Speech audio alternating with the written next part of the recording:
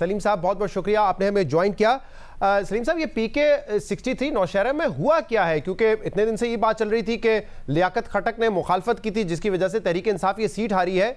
लेकिन लियाकत खटक साहब ने कल जो बात की वो कह रहे हैं कि ना तो मैंने अपने बेटे की टिकट के लिए कैंपेनिंग की और ना ही मैंने पाकिस्तान तहरीक इंसाफ को इलेक्शन हराया है। क्या ठीक कह रहे हैं लियाकत खटक साहब? नहीं, मेरे ख्याल में लियाकत खटक साहब ठीक नहीं कह रहे हैं। मैं नहीं समझता कि इस रिज़ल्ट को इस बात से ताबीर किया जाए कि वहाँ पे PTI की मकबूलियत बहुत कम हुई है या मुस्लिम लीग नून की मकबूलियत बहुत बड़ी है। जो कुछ हुआ है वो उसमें बुनियादी किरदार लियाकत खटक और परवेज़ खटक के इख्तिलाफ़ात ने और किसी हद तक इख्तियार वली की ज़ाती शख्सियत ने और फिर PDM के बाद दीगर जमातों के उनके सपोर्ट ने उसमें अदा किया है। लेकिन बुनियादी देखिए, वहाँ पे पहले भी PTI की ठीक है खैबर पख्तूनख्वा में मकबूलियत होगी, लेकिन यहाँ पे ज़्यादातर वोट वो परवेज़ खटक और उसके ख़ानदान का है और माजी में दोनों भाई यकजान दो कालब थे। और इसमें कोई शक नहीं कि इस इलेक्शन में न सिर्फ ये कि लियाकत खटक ने उनका साथ नहीं दिया PTI का, बल्कि उनके बेटे वो खुल के अपने नाज़िमीन के साथ वो इख्तियार वली के हक़ में कैंपेन भी चला रहे थे और उसके बाद अब उनकी जीत का जश्न भी मना रहे हैं। इसलिए मेरे ख्याल में इससे ये नतीजा अख़ज़ करना दुरुस्त नहीं है कि वहाँ पे कोई पॉलिटिकल डायनेमिक्स बहुत ज़्यादा बदले हैं। सलीम साहब, क्योंकि खैबर पख्तूनख्वा में अब 2 मरतबा हुकूमत बना चुकी है पाकिस्तान तहरीक इंसाफ और कहते हैं कि वहाँ पे इमरान खान के नाम पर वोट पड़ता है। उन्होंने 20 MPs को निकाला, नए MPs आए, वो भी वहाँ से जीते।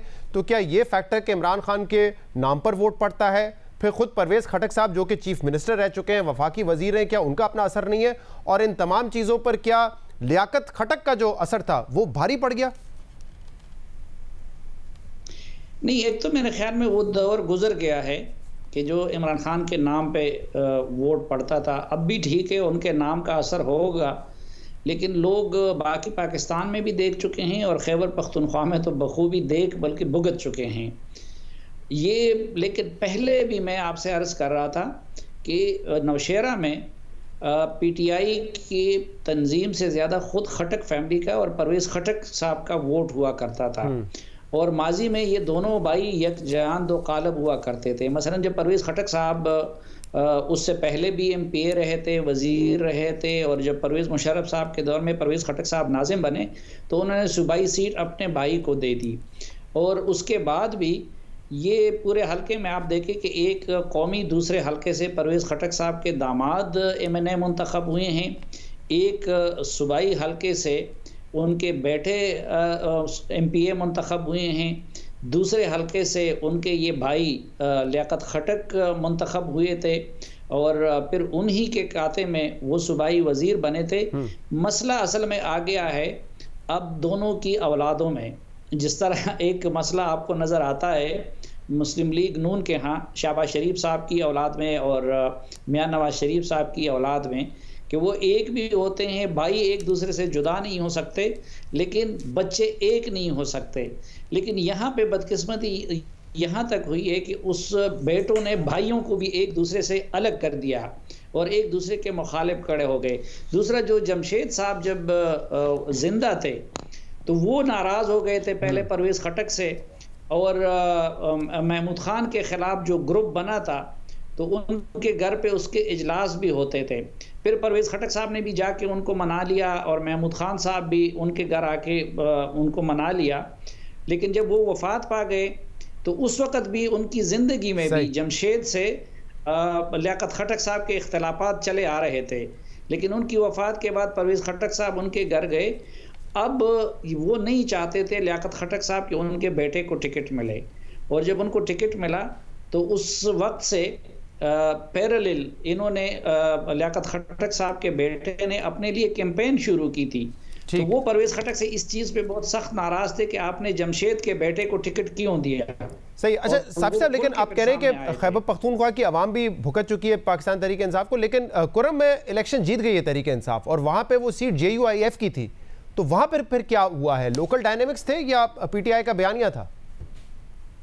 नहीं, एक तो देखिए वहाँ पे जिस तरह मैं ये कहता हूँ, मैं नौशेरा की शिकस्त को पीटीआई का शिकस्त नहीं करार देता जी, और नौशेरा की शिकस्त को मैं मुस्लिम लीग नून की जीत नहीं करार देता। इसका ये मतलब नहीं है कतन के नौशेरा में मुस्लिम लीग नून मकबूल तरीन जमात बन गई है, और इसका ये मतलब नहीं है कि वहाँ पे पीटीआई इतनी ज़्यादा गैर मकबूल हो गई है। इस तरह जो कुरम एजेंसी का इलेक्शन है, तो कुरम एजेंसी के इलेक्शन का कतन ये मतलब नहीं है कि वहाँ पे पीटीआई मकबूल तरीन जमात बन गई है और जेयूआई वो गैर मकबूल हो गई है।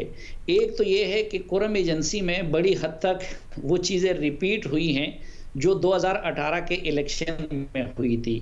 दूसरा, वहाँ पे भी ये हुआ था कि मुनीर औरकज़ई साहब जेयूआई के एमएनए थे, लेकिन उनकी ज़िंदगी में उनके सगे भाई वो पीटीआई के पास तकरीबन जा चुके थे और इमरान खान साहब और महमूद खान साहब के जलसों में शिरकत भी कर चुके थे, और उनको पीटीआई का वो जो झंडा भी उनके कांधे पे डाल दिया गया था। दूसरा, जो उस वक़्त उनके करीब तरीन आदमी थे और जो अमीर तरीन भी थे मुनीर औरकज़ई साहब के, इस मरतबा वो खुद अलग से कैंडिडेट थे, और मुनीर औरकज़ई के जो भाई थे वो पीटीआई के इस कैंडिडेट को सपोर्ट कर रहे थे और किसी के कहने पे सपोर्ट कर रहे थे। ठीक है। और ये तो चूंकि पंजाब की ज़्यादातर फुटेजेस आ जाती हैं, अगर वहाँ जो वीडियोस और मुख्तलिफ लोगों ने रिकॉर्ड की हैं तो आप पंजाब को शायद भूल जाएं। अच्छा। तो फिर जेयूआई ने मजबूरन एक नौजवान को वहाँ पे टिकट दे दिया था और वो उनके मुकाबले में थे। तो एक तो ट्राइबल एरियाज में जो अजला है, अभी तक उधर सियासत उस तरह फैली नहीं है जिस तरह के बाकी मुल्क में सियासी डायनेमिक्स है। सर, एक मुख्तसर सवाल सलीम साहब, 2018 अब सेनेट इंतखाबात में केपी से आपको लगता है कि जितनी सीटें पाकिस्तान तहरीक इंसाफ की बनती हैं उतनी सीटें तहरीक इंसाफ को मिलेंगी, या कोई शौक मिल सकता है वहां पर उनको? नहीं, मेरे ख्याल में तहरीक इंसाफ को वो सीटें मिलेंगी। उसकी वजह एक तो ये है कि इस मरतबा पीपल्स पार्टी का फोकस वहाँ पे नहीं है और पीपल्स पार्टी वहाँ पे ख़रीदारी उस तरह नहीं करना चाहेगी। दूसरी बात ये है कि सबसे ज़्यादा करपति और सबसे ज़्यादा एटीएम्स वो इस वक्त पीटीआई सामने लाई है मैदान में, तो अगर ख़रीदो फरोख्त होगी तो वो पीटीआई के कैंडिडेट ही करेंगे, और मुझे नहीं लगता कि इस मरतबा जरदारी पीपल्स पार्टी का फोकस जो है खरीद फरोख्त के लिए वो वहाँ पे होगा। वो अगर होगा तो कहीं और होगा। बहुत बहुत शुक्रिया।